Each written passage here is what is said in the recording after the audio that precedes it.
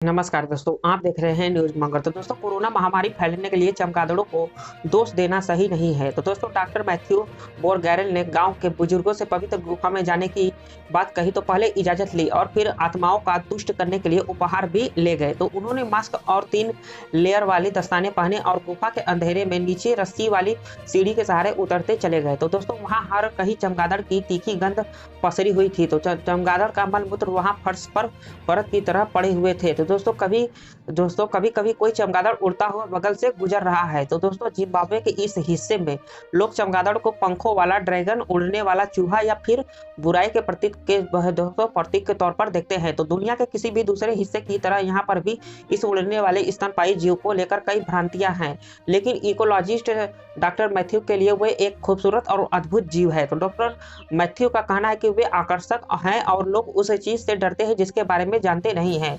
तो चमगादड़ों को बचाने के लिए अभियान तो दोस्तों, वो फ्रेंच रिसर्च इंस्टीट्यूट सिडाट में वायरस के ऊपर शोध करते हैं और यूनिवर्सिटी ऑफ जिम्बाब्वे में अपनी सहकर्मियों के साथ काम करते हुए वह चमगादड़ों के गुफा में जाते हैं और वहां से अपने सैंपल इकट्ठा करते हैं। तो लैब में वैज्ञानिक उस सैंपल को लाकर चमगादड़ से जुड़े वायरसों का अध्ययन करते हैं। तो वैज्ञानिकों ने अब तक एक ही परिवार के कई अलग अलग कोरोना वायरस की खोज की है। तो मसलन सार्स और कोविड-19 जैसे वायरस। तो यह शोध दुनिया भर में चलने वाली उस खोज का हिस्सा है जो चमगादड़ से फैलने वाले वायरस के आनुवंशिक बनावट और उनकी विविधता को पता लगाने के लिए हो रही है, ताकि एहतियात के तौर पर उस समय रहते हुए तत्काल कोई कदम उठाया जा सके। तो यूनिवर्सिटी ऑफ जिम्बाब्वे की एक डॉक्टर एलिजाबेथ गोरी कहती है कि स्थानीय आबादी अक्सर इन चमगादड़ों के रहने वाले जगह पर जाती रहती है। वो वहां से गुआनो, एक तरह की खाद, इकट्ठा कर ले आती है और उसका अपने खेतों में उपज बढ़ाने के लिए इस्तेमाल करती है। इसलिए भी जरूरी हो जाता है कि यह जानना कि आखिर किस तरह के विषाणु चमगादड़ से इंसानों में आ सकते हैं। तो दोस्तों, चमगादड़ पर काम करने वाले विशेषज्ञों ने चमगादड़ों को दोष ना दे नाम से एक अभियान शुरू की है, और ताकि चमगादड़ों को लेकर बेवजह के डर और मिथकों को दूर किया जा सके। यह अभियान इसलिए भी जरूरी है क्योंकि चमगादड़ एक ऐसा जीव है जिसे संरक्षण की जरूरत है। वो कहते हैं कि धरती पर सबसे गलत और अब दोस्तों कम कर आंका जाने वाला जीव चमगादड़ है। तो दोस्तों, चमगादड़ लंबे समय से सांस्कृतिक और सामाजिक तौर पर पूर्वाग्रह के शिकार रहे हैं और उन्हें इंसानों के ऊपर आने वाले संकट के लिए जिम्मेदार समझा जाता है। तो कोरोना के दौर में चमगादड़ों से जुड़े डर और मिथक और बढ़ गए हैं। तो चमगादड़ को लेकर कुछ तथ्य। चमगादड़ों को अकेला ऐसा स्तनपायी जीव है जो उड़ सकता है। तो दोस्तों, कीड़े खाने वाले चमगादड़ हर साल कीड़ों से फसल को बचाकर अमेरिकी किसानों के 3.7 बिलियन अमेरिकी डॉलर का फायदा करते हैं। तो पेड़ पौधों की 5000 से ज्यादा प्रजातियां परागण के लिए चमगादड़ पर ही निर्भर है। तो जलवायु परिवर्तन, शिकार और दूसरे दबावों को लेकर चमगादड़ अप्रत्याशित खतरे का सामना कर रहे हैं। असल समस्या दोस्तों, दुनिया भर में वायरस की वजह से जो कहर बरपा है उसे इनकार नहीं किया जा सकता है, लेकिन बड़े पैमाने पर वैज्ञानिक इस बात को लेकर एक मत भी है कि वायरस जानवरों तक बहुत ही संभव है। तो चमगादड़ों से इंसान में आते हैं, इसका यह मतलब कतई नहीं है कि इसके लिए चमगादड़ को दोष दिया जाए। तो दोस्तों, असल समस्या जंगली जीवों की दुनिया में इंसानों की बढ़ती दखल है। तो बीमारियों के ज्यादातर मसलों का संबंध इंसानों के द्वारा प्रकृति को नुकसान पहुंचाने से जुड़ा हुआ है।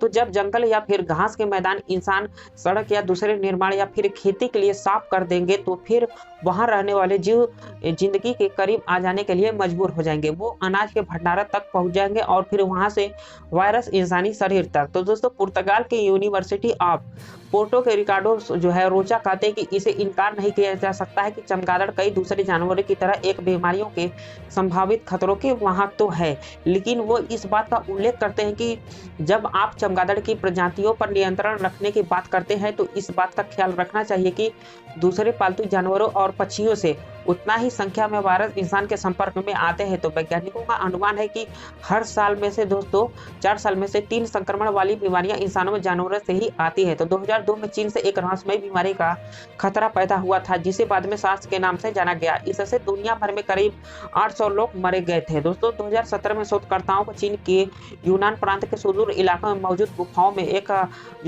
हर्षसु चमगादड़ की एक कॉलोनी मिली थी। इस चमगादड़ से सार्स वायरस का संक्रमण इंसानों में होता है। तो उस वक्त शोधकर्ताओं ने चेतावनी दी थी कि इस तरह की बीमारी फिर से फैल सकती है और वो सही साबित हुए। तो दोस्तों, डॉक्टर रोचा कहते हैं कि लेकिन किसी एक या दो प्रजाति को दोष देने के बजाय हमें प्रकृति के साथ अपने संबंधों का फिर से मूल्यांकन करने की जरूरत है। तो दोस्तों वो इस बात पर जोर देते हैं कि चमगादड़ एक स्वस्थ इकोसिस्टम और इंसानों के बेहतरी के लिए जरूरी है। तो चमगादड़ों की जरूरत चमगादड़ फसलों को नुकसान पहुंचाने वाले कीड़े मकोड़ों को खाते हैं। परागण कटिबंधीय क्षेत्रों में चमगादड़ पर निर्भर है। तो इससे कोकोआ, वैनिला और ड्यूरिन फल के पैदावार में मदद मिलती है। तो चमगादड़ पेड़ के बीजों को वर्षा वन में बिखेरते हैं और जिससे जलवायु परिवर्तन से निपटने में मदद मिलती है। तो यूनिवर्सिटी ऑफ ग्लासगो के डॉक्टर डेविड रॉबर्टसन कहते हैं कि अगर चमगादड़ों को खलनायक के तौर पर रखेंगे तो इसके गंभीर परिणाम होंगे। जानवरों से इंसानों में आने वाली बीमारियों के लिए मुख्य तौर पर जानवरों की दुनिया में